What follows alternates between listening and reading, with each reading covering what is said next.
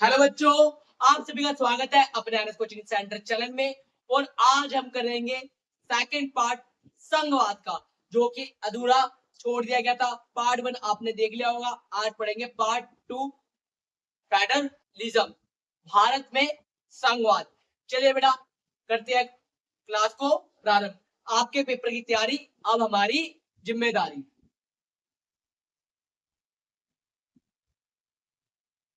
बेटा, संघात्मक सरकार के आवश्यक या लक्षण बताइए। बेटा, संघात्मक सरकार के आवश्यक तत्व या आपको लक्षण बताने हैं। बेटा, जहाँ पे संघात्मक सरकार होती है तो उसके कुछ लक्षण होते हैं, कुछ उसके तत्व होते हैं। वो कौन से लक्षण, वो कौन से तत्व होते हैं जिससे आप पता लगा सकते हो। जैसे बेटा लवेरिया बीमारी के कुछ लक्षण होते हैं, वैसे ही संघात्मक सरकार के भी कुछ लक्षण होते हैं। जहाँ पे बेटा संघात्मक शासन होता है, जहाँ पे बेटा संघात्मक शासन होता है, वहां पे क्या होता है बेटा, लिखित संविधान होता है। क्या संविधान होता है? लिखित संविधान होता है। तो बताइए भाई, भारत में लिखित संविधान है या अलिखित संविधान? अगर भारत में लिखित संविधान हुआ तो भारत में कौन सा शासन है? संघात्मक शासन है।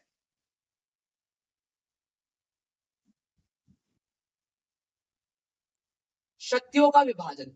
बेटा, संघात्मक शासन जहाँ पे होता है वहां पे शक्तियों का विभाजन होता है।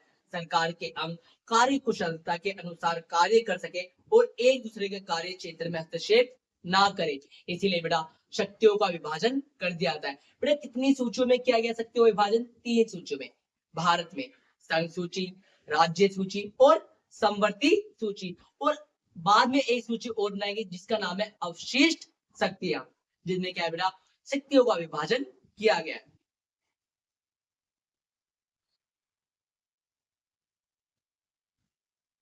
संविधान की सर्वोच्चता।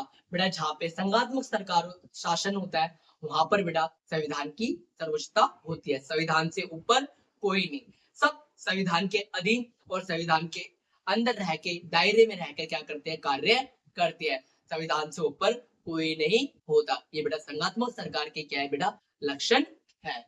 बेटा, संविधान की कठोरता।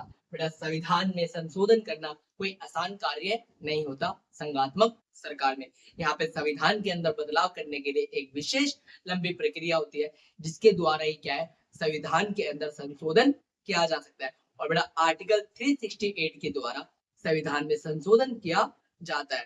ठीक है बेटा, ये थी बेटा संघात्मक सरकार के लक्षण। अभी 4 पढ़ लिए, एक एक और पढ़ लेते हैं बेटा।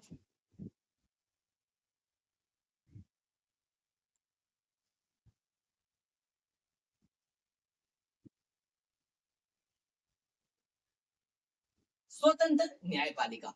बेटा, जहाँ पे संघात्मक सरकार होती है वहां की न्यायपालिका बिना किसी दबाव के बेटा क्या है बेटा, अपने स्वतंत्र और निष्पक्ष रूप से क्या है, निर्णय दे पाती है। और किसी प्रकार का उसके ऊपर भारी दबाव या आंतरिक दबाव नहीं होता। और निष्पक्ष और स्वतंत्र होकर क्या है बेटा, निर्णय देती है जहाँ पे संघात्मक सरकार होती है।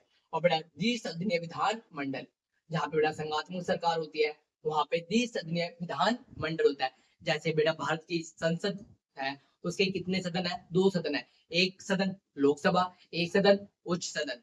ठीक है बेटा, उच्च सदन किसे कहते हैं? राज्यसभा। लोकसभा को क्या कहते हैं? निम्न सदन। तो भारत के अंदर क्या है, द्विसदनीय प्रणाली को अपना रखा है। तो बेटा ये संघात्मक सरकार के क्या है बेटा, लक्षण है।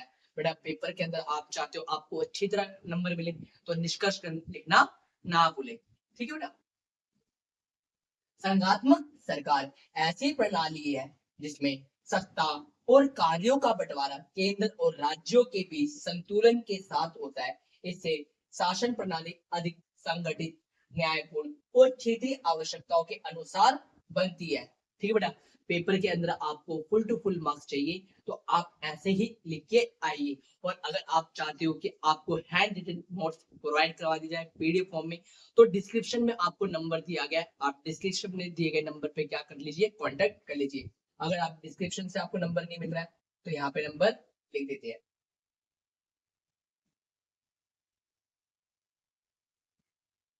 8826972783। बेटा दिए गए नंबर पे आप कांटेक्ट कर सकते हो और आपको पीडीएफ फॉर्म में क्या नोट्स प्रोवाइड करवा दिए जाएंगे। और अगर आप हार्ड कॉपी चाहते हो तो आप अपना एड्रेस भी सेंड कर दीजिएगा इसी नंबर पे, और आपको हार्ड कॉपी भी भेज दी जाएगी। आपकी सुविधा के अनुसार आपके हर चीज का ध्यान रखा जाएगा। बस आपको पेपर के अंदर फुल टू फुल मार्क्स लाने हैं, और पेपर की तैयारी की जिम्मेदारी हमारी।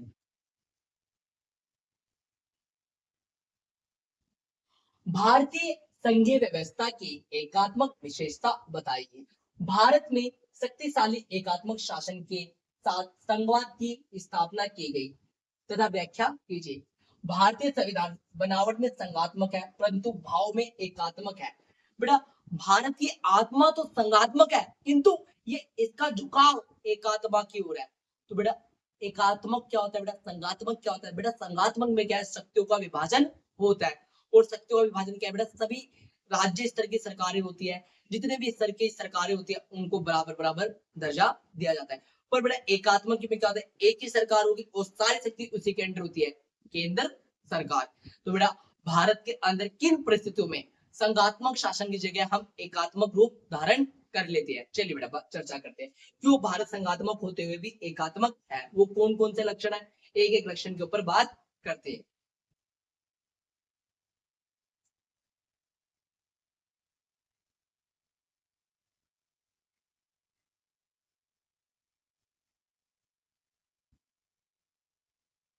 भारतीय संविधान में संघात्मक शब्द का प्रयोग नहीं किया गया। बेटा लास्ट क्लास में आपको बताया गया था भारतीय संविधान में संघात्मक शब्द का प्रयोग नहीं किया गया बल्कि यूनियन शब्द का प्रयोग किया गया। भारतीय संविधान के अंतर्गत संघीय शासन प्रणाली की व्यवस्था की गई है। भारतीय संघीय व्यवस्था में निम्नलिखित एकात्मक विशेषता पाई जाती है। शक्तियों का विभाजन केंद्र के पक्ष में। बेटा शक्तियों का विभाजन तो किया गया है किंतु पल्ला किसका भारी है बेटा, केंद्र सरकार का, क्योंकि बेटा संघ सूची में एकमात्र अधिकार किसका है बेटा, केंद्र सरकार का। और राज्य सूची में भी क्या है बेटा, विशेष परिस्थितियों में केंद्र सरकार कानून बना सकती है। और संवर्ती सूची में क्या है बेटा, संवर्ती सूची में दोनों सरकारें मिलकर कानून आती है, किंतु विवाद हो जाए किसी मुद्दे को लेकर, किसी मतभेद आ जाए तो बेटा किसकी बात मानी जाती है, केंद्र सरकार की। और अवशिष्ट शक्तियों में के विषय जो है उनमें कानून बनाने का अधिकार किसके पास है, केंद्र सरकार। तो इन सभी के आधार पर हम कह सकते हैं कि भैया केंद्र सरकार को क्या है, ज्यादा शक्तियां प्रदान की गई है। जब बेटा केंद्र सरकार को ज्यादा शक्तियां प्रदान कर दी तो आप कह सकते हो कि हम भारत संघात्मक होते हुए भी क्या है, एकात्मक है।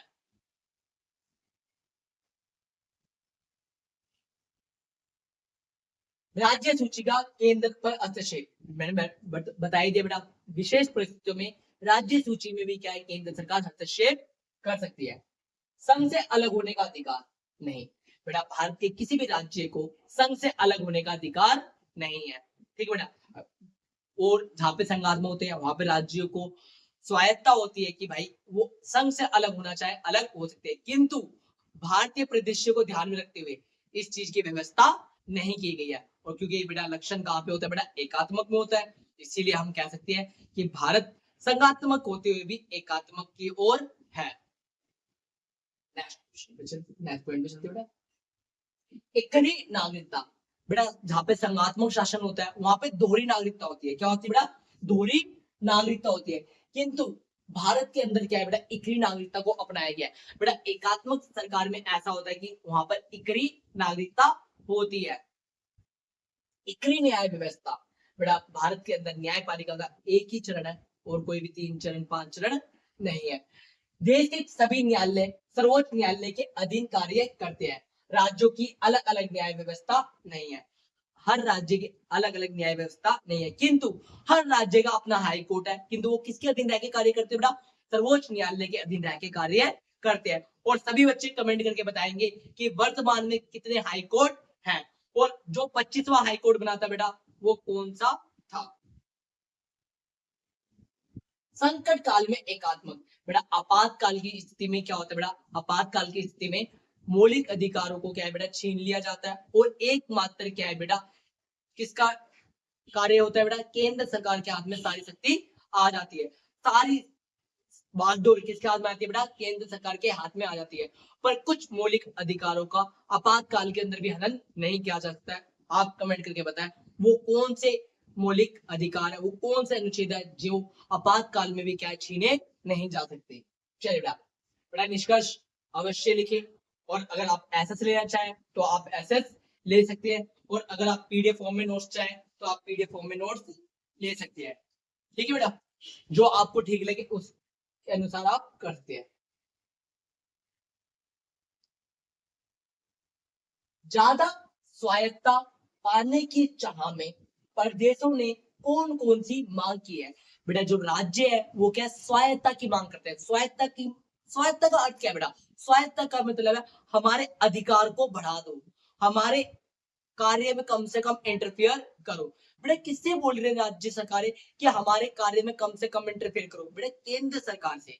तो स्वायत्ता का मतलब होता है कि इन्हें कार्य करने की क्षमता बढ़ा दी जाए। ठीक है बेटा, भारत एक संघात्मक गणराज्य है जहाँ केंद्र और राज्य सरकारों के बीच शक्तियों का बंटवारा होता है।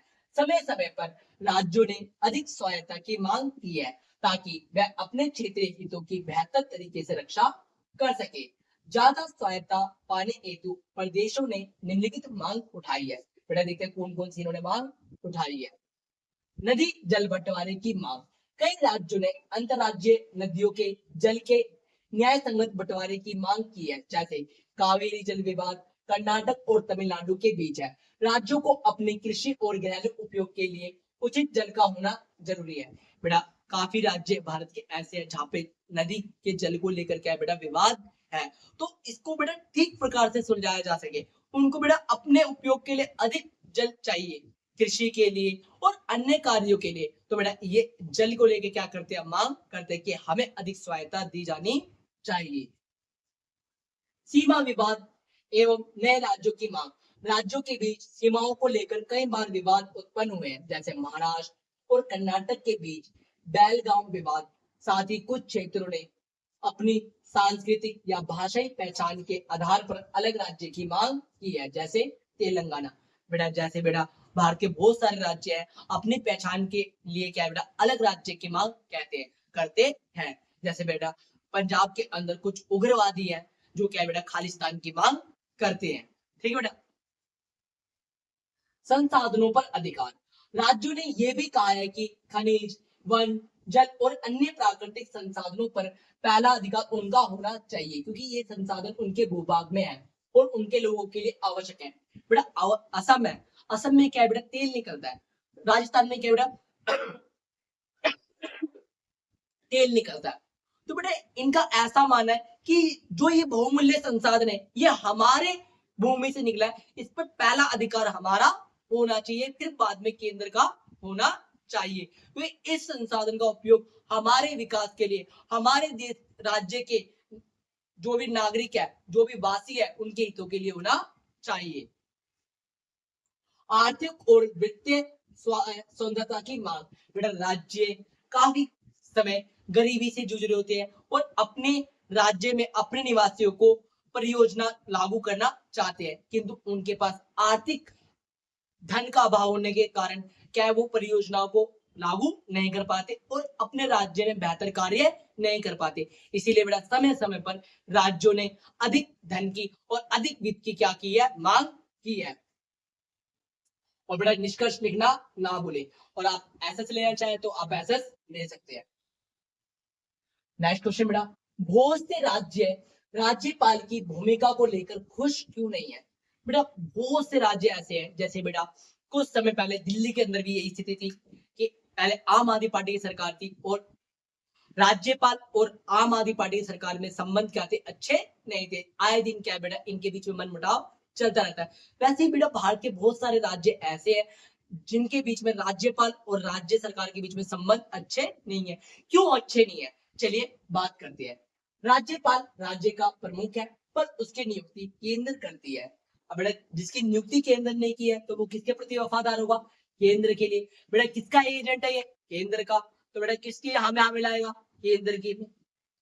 इसी कारण कई राज्य उसे केंद्र का प्रतिनिधि मानते हैं और उसकी भूमिका पर असंतोष जताते हैं। राष्ट्रपति द्वारा नियुक्ति। राज्यपाल की नियुक्ति राष्ट्रपति करते हैं, लेकिन वास्तव में ये नियुक्ति केंद्र सरकार की सलाह पर होती है। इससे राज्यपाल की निष्ठा राज्य की बजाय केंद्र सरकार के प्रति मानी जाती है। राज्यपाल की नियुक्ति राष्ट्रपति करते हैं, लेकिन वास्तव में ये नियुक्ति केंद्र सरकार की सलाह पर होती है। बेटा आपको पता है भारत के अंदर राष्ट्रपति क्या है, नाम मात्र है, और नाम मात्र होने के कारण सारी नियुक्तियां कौन किसके कहने पे की जाती है, प्रधानमंत्री के कहने पे की जाती है। इसीलिए बेटा जो राज्य सरकार है इसे क्या है बेटा, केंद्र सरकार का वफादार मानती है। अगर आप एसएस लेना चाहो तो आप एसएस ले सकते हो। केंद्र सरकार के लिए कार्य, राज्यपाल राज्य में केंद्र सरकार के प्रतिनिधि के रूप में कार्य करते हैं। कई बार उन्हें ऐसे निर्णय लेने होते हैं जो राज्य सरकार की इच्छा के विरुद्ध होते हैं। तो बेटा ये क्या है बेटा, कभी बार क्या है, राज्य सरकारों के विरुद्ध निर्णय लेते हैं। बेटा उनकी फाइलों को आगे नहीं बढ़ाते हैं। राष्ट्रपति शासन लगाने का अधिकार, बेटा अगर राज्यपाल ने मुखबरी टेक दी, ये राज्य भाई सही से काम नहीं कर रहा संविधान के अनुसार, तो राज्यपाल की मुखबरी टेकने से क्या है बेटा, वहां पर राष्ट्रपति शासन लगा देते हैं और वहां की राज्य सरकार को बर्खास्त कर दिया जाता है। केंद्र के एजेंट के रूप में कार्य, राज्य सरकारों का आरोप है कि राज्यपाल केंद्र के एजेंट की तरह कार्य करता है और स्वतंत्र रूप से कार्य नहीं करते, जिससे संघ ढांचे को नुकसान पहुंचता है। निष्कर्ष लिखना ना भूलें।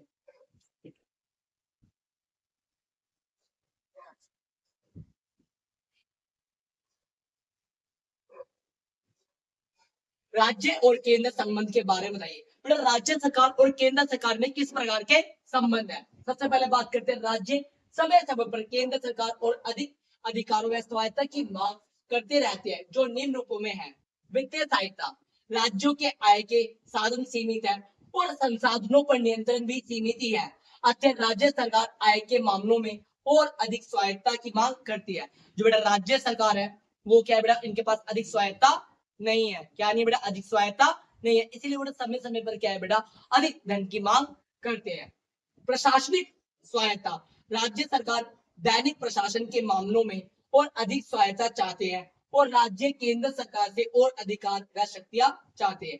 प्रशासनिक स्वायत्ता, बेटा प्रशासन से संबंधित वो और अधिकार और शक्तियां चाहते हैं कि वह अपने प्रशासन को अपने क्षेत्र में, अपने राज्य में, अपने निवासियों के लिए ठीक प्रकार से कार्य कर सके, केंद्र सरकार के ऊपर निर्भर ना हो। इसीलिए बेटा वो अधिक से अधिक क्या चाहते हैं, स्वायत्ता चाहते हैं कि आप हमारे को बागडोर दे दो, आप देश को संभालो, राज्य को संभालने के लिए हमारी शक्तियां बढ़ा दो, जिससे हम अपने क्षेत्रवासी की समस्याओं का समाधान कर सके।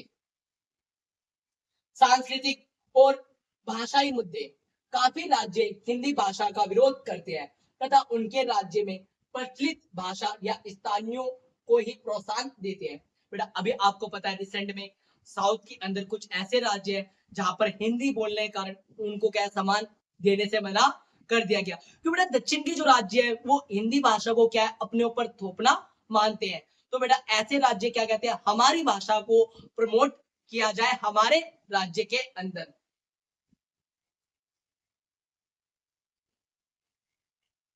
राज्यपाल की भूमिका तथा राष्ट्रपति शासन की व्याख्या कीजिए। राज्यपाल की भूमिका तथा राष्ट्रपति शासन की व्याख्या इस प्रकार है। राज्यपाल की नियुक्ति, राष्ट्रपति राज्य सरकार से परामर्श किए बिना ही राज्यों में राज्यपाल की नियुक्ति कर देता है, जो राज्यों के दैनिक कार्यों में कई बार अनावश्यक हस्तक्षेप करते हैं। जो राज्यपाल है वो बेटा समय समय पर क्या है, हस्तक्षेप करते हैं राज्य सरकार के कार्यों में। राष्ट्रपति शासन,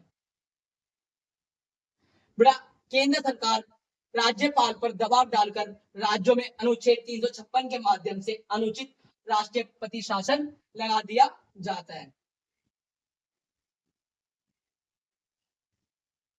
नए राज्यों की मांग, बेटा जो ये राज्य है वो क्या बेटा नए राज्यों की मांग करते हैं। भारतीय संघीय व्यवस्था में समय समय पर नवीन राज्यों की मांग उठती रहती है, जिसे राजनीतिक कारणों से संघ व राज्यों में तनाव बढ़ता है। बेटा नए राज्यों की मांग करते हैं और जिस कारण केंद्र और राज्य सरकारों के बीच में क्या मनमुटाव आने कारण तनाव क्या बढ़ता जाता है। अंतरराज्यीय विवाद, संघीय व्यवस्था में दो या दो से अधिक राज्यों में विवाद होता रहता है, जैसे बेलगांव को लेकर कर्नाटक व महाराष्ट्र में सीमा विवाद, दो या दो से अधिक राज्यों में नदियों को लेकर क्या बेटा आए दिन विवाद चलता रहता है। विशिष्ट प्रावधान, संविधान के अनुच्छेद 371 ए से 331, जहां तक नागालैंड, असम, मणिपुर, आंध्र प्रदेश, सिक्किम, मिजोरम, अरुणाचल प्रदेश और गोवा को विशेष दर्जा दिया गया है। बेटा कुछ ऐसे भारत के राज्य हैं जिनको क्या है, विशेष दर्जा दिया गया है। और अगर आप चाहते हो इनको क्या विशेष दर्जा दिया गया है तो आप कमेंट कर सकते हो और आपको इसके बारे में डिटेल में पढ़ा दिया जाएगा।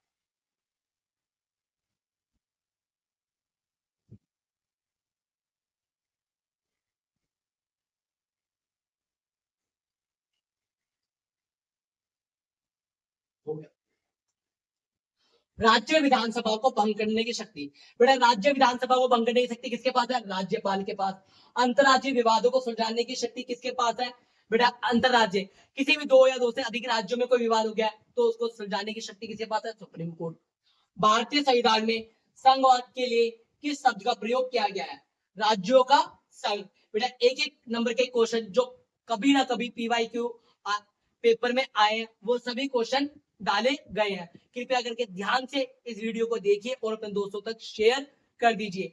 एक एक क्वेश्चन जो आपके पेपर में फर्स्ट टर्म में नहीं बल्कि फाइनल टर्म में आपके आ सकते हैं, तो शायद ये चैप्टर जो है फर्स्ट टर्म में नहीं आ रहा है।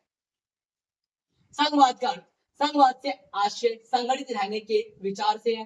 दो या दो से अधिक राज्यों को एक साथ संगठित रहने को ही संघवाद कहते हैं। बेटा संघवाद को आप आसान शब्दों में लिखना, दो या दो से अधिक स्तर की सरकार होना, दो या दो से अधिक स्तर की सरकार होना क्या कहलाता है, बेटा संघवाद कहलाता है। केंद्र और राज्यों के मध्य उठे विवादों को समाधान किसके द्वारा किया जाता है, भारत के सर्वोच्च न्यायालय द्वारा किया जाता है। ठीक है बेटा। समवर्ती सूची, समवर्ती सूची पर कानून बनाने का अधिकार किसको है, बेटा आपको बताया था मैंने, समवर्ती सूची पर कानून बनाने का अधिकार किसको है, केंद्र सरकार और राज्य सरकार। पर दोनों में विवाद हो जाए तो किसकी बात मानी जाती है, केंद्र सरकार की।